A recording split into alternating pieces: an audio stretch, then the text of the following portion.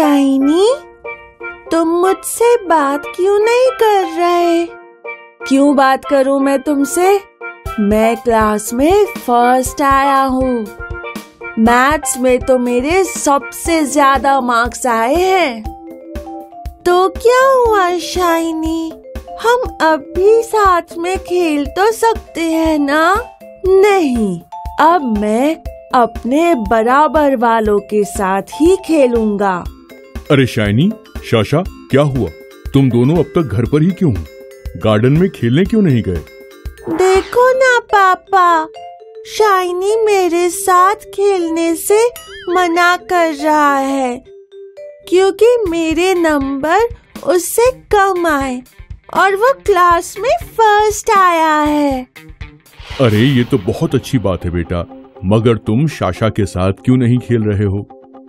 पापा, मैं अब सिर्फ उनके साथ खेलूंगा जो मेरे जितने ही अच्छे हो पढ़ाई में। अच्छा, तो ये बात है। ऐसा नहीं बोलते बेटा। लगता है मुझे तुमको अब कहानी सुनानी पड़ेगी। ये कहानी टाइम। रमेश एक घर में अपनी प्यारी बिल्ली मोना के साथ रहता था। मोना सफेद रंग की बहुत ही प्यारी बिल्ली थी। मोना को लगता था कि उससे खूबसूरत और ताकतवर जानवर और कोई भी नहीं है। उसी घर में चेरी नाम का एक छोटा सा चूहा आकर रहने लगता है। अरे कौन हो तुम? मैं चेरी हूँ, चूहा। अरे कितने छोटे से हो तुम और कितने काले भी। इस घर में क्यों आए हो? मेरे पास रहने की और कोई जगह नहीं थी तो मैं यहाँ आ गया। ठीक है, तुम यहाँ रह सकते हो, मगर तुम्हें मेरी हर बात माननी होगी। मुझसे बड़ा और खूबसूरत इस दुनिया में कोई भी नहीं। कैसी बात कर रही हो मोना बहन? मैं तो बाहर शेरू से मिला। वो बहुत बड़ा था और ताकतवर भी। उसी के डर से मुझे इस घर में आना पड़ा। आज के बाद मेरे सामने और किसी के बारे में मत बात करना और चुपचाप एक कोने में बिल बनाकर पड़े रहो। मोना अपने घमंड में दिन रात चूहे को नीचा दिखाती है और उसे अपने सारे काम करवा लेती है। मगर थोड़े दिन बाद ही घर का मालिक गबरू नाम के एक कुत्ते को ले आता है। अरे साहब, अब गबरू को घर क्यों लाए? ताकि वो इस घर की रखवाली करे, तुम्हारी तरह नहीं कि दिन भर खाए पिए और सो जाए। गबरू मोना से बहुत बड़ा होता है और ताकतवर भी। मोना अब उससे डर डर के रहने लगती है। मगर एक दिन दोनों आमने सामने आ जाते हैं। कौन हो तुम और मेरे घर में क्या कर रही हो? मैं मोना बिल्ली हूँ और इस घर का ध्यान रखती हूँ। तुम तुम अपना ध्यान रख लो, वही काफी है। अगर तुम्हें इस घर में रहना है तो मेरा कहा मानना ही पड़ेगा और जो मैं बोलूं वो करते रहना। ठीक है। चेरी चूहा दूर से ये सब देख रहा होता है और वो मोना की हालत पर हंसने लगता है। ए चूहे, हंस क्यों रहे हो मुझ पर? बस तुम्हारी हालत देखकर तरस आ रहा है। याद है तुमने मुझे घमंड में आकर क्या कहा था? क्या हुआ गबरू के सामने? तुम ठीक कहते थे चेरी। मुझसे ताकतवर और बड़े लोग भी इस दुनिया में हैं। मैं फालतू ही अपने आप को सबसे ताकतवर समझने लगी थी। और इस तरह मोना का घमंड टूट जाता है और वो चुपचाप उस घर में गबरू की हर बात मानते हुए रहने लगती है। तो बच्चों, कुछ समझे इस कहानी से? हाँ पापा, मैं समझ गया। अब मैं कभी भी ज्यादा मार्क्स आने पर घमंड नहीं करूँगा, बल्कि साशा और अपने फ्रेंड्स की हेल्प करूँगा। हमें कभी भी अपने रूप, रंग और गुणों पर अभिमान नहीं करना चाहिए।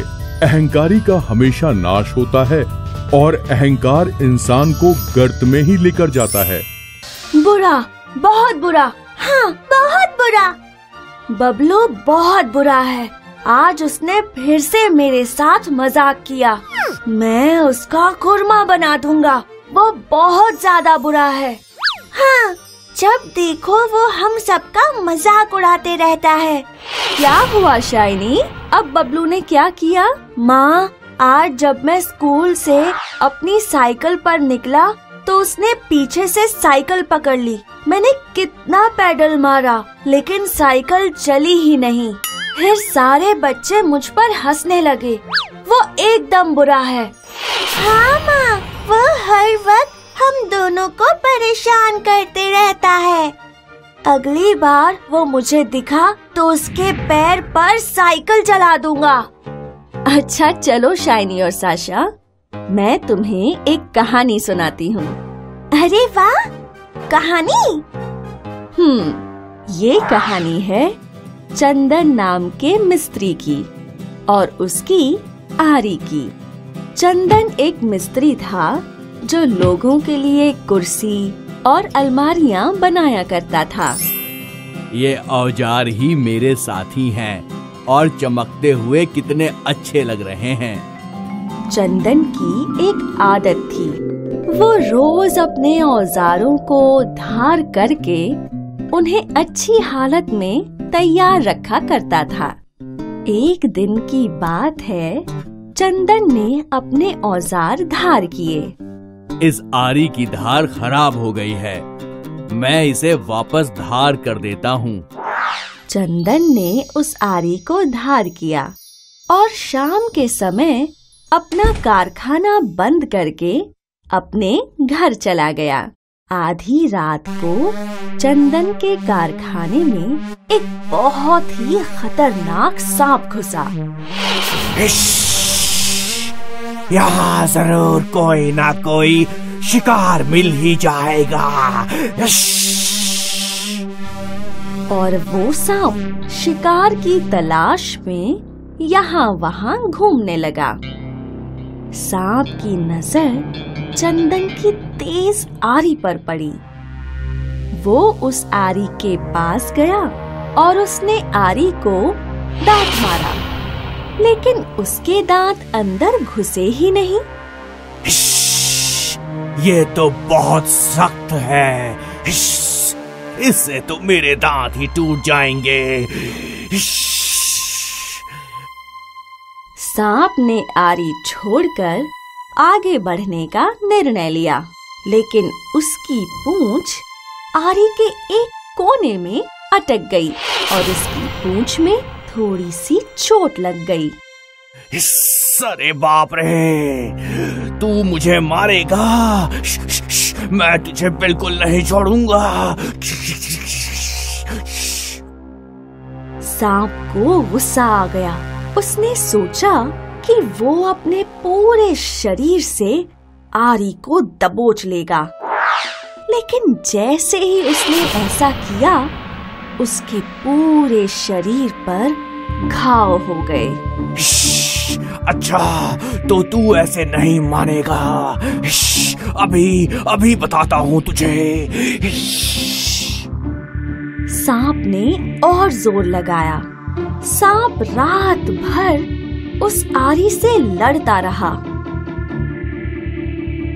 और सुबह जब चंदन ने अपने कारखाने का दरवाजा खोला तो उसने सांप को आरी से लिपटे हुए मरा पाया। सांप अपने गुस्से की वजह से मर गया। तो बच्चों, तुम दोनों ने क्या सीखा? यही कि गुस्सा हानिकारक होता है और हमें गुस्सा नहीं करना चाहिए।